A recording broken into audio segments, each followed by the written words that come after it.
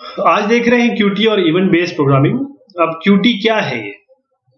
सबसे पहले मैं आपको बताऊं कि जब आप किसी भी लैंग्वेज में प्रोग्राम बनाएंगे, क्योंकि डेटा स्ट्रक्चर आप कैसे इंप्लीमेंट करेंगे, कोई ना कोई प्रोग्रामिंग लैंग्वेज तो यूज करेंगे। अब आपको ग्राफिकल यूजर इंटरफेस भी चाहिए होगा। ग्राफिकल यूजर इंटरफेस आपको क्यूटी प्रोवाइड करता है, लेकिन क्यूटी क्यों? आप बोलेंगे सी प्लस प्लस के पास ग्राफिक नहीं है क्या? उसके पास भी ग्राफिक है। तो फिर सारी लैंग्वेजेस के पास ग्राफिक है, तो फिर ये क्यों क्यूटी? क्यूटी इसलिए क्योंकि वो क्रॉस प्लेटफॉर्म है, इससे आप ग्राफिकल यूजर इंटरफेस डेवलप कर सकते हैं। क्रॉस प्लेटफॉर्म इसलिए क्योंकि अलग अलग प्लेटफॉर्म में, चाहे आप लिनक्स में काम कर रहे हैं, चाहे आप विंडोज में काम कर रहे हैं, किसी में भी ये काम करेगा। दूसरी चीज, इसके साथ सारी लैंग्वेजेस है, सी प्लस प्लस, जावा, पाइथन, रूबी, जिसमें भी आप कंफर्टेबल है उसमें आप बनाइए, क्यूटी यूज करिए, बैकग्राउंड में प्रोग्राम लिखिए, सामने आपके पास क्यूटी होगा।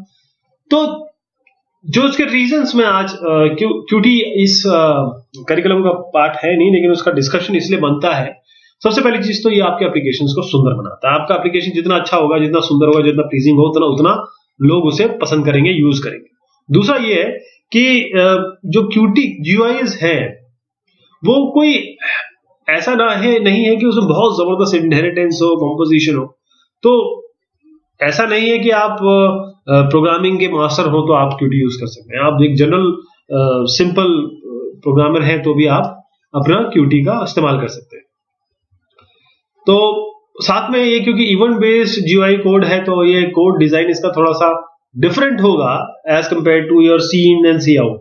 जो आप सी प्लस प्लस में सी इन और सी आउट करते हैं, उससे थोड़ा सा event based GUI coding different होती है। तो हम लोग क्या क्या देखेंगे? हम लेआउट देखेंगे ग्राफिकल ऑब्जेक्ट का, इवेंट बेस्ड प्रोग्रामिंग देखेंगे और उन सबको मिला के देखेंगे। तो लेआउट ऑफ ग्राफिकल ऑब्जेक्ट्स इस बार देखेंगे। लेआउट मतलब क्या है ग्राफिकल ऑब्जेक्ट का?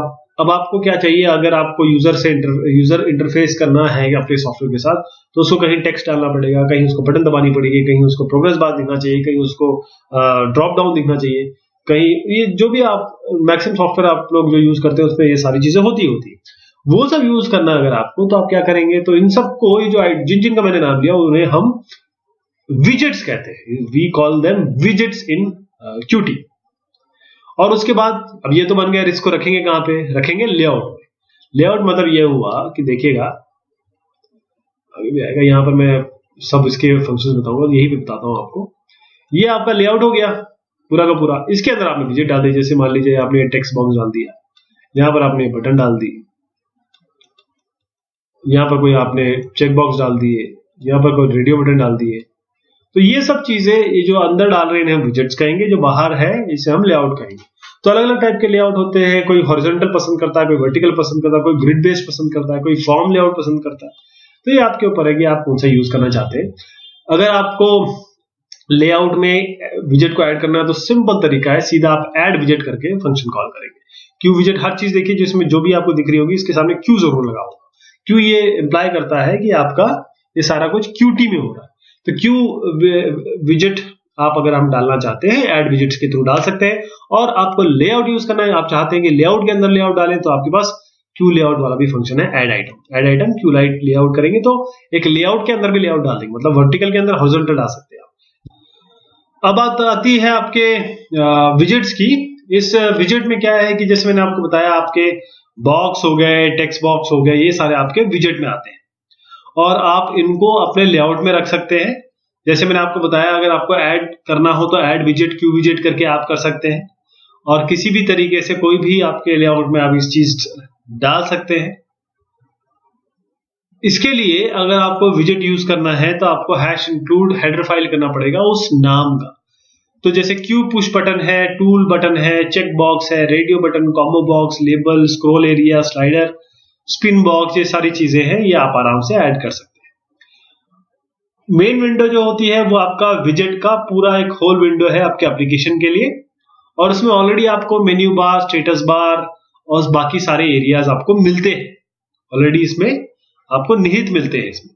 जैसे आप अगर कोई ऑलरेडी बना हुआ है, उसको बनाने की कोशिश क्यों करेंगे? Why do you want to start things from the scratch or reinvent the wheel? यदि आपका डेट, टाइम, कैलेंडर ये सब बना हुआ है तो आप उसको डायरेक्टली यूज करेंगे, वही आपको क्यूटी प्रोवाइड कर रहा है। इसी तरीके से आप एक बड़ी बड़ी बेहतरीन सी इसमें एक एनिमेशन जैसा ला सकते हैं।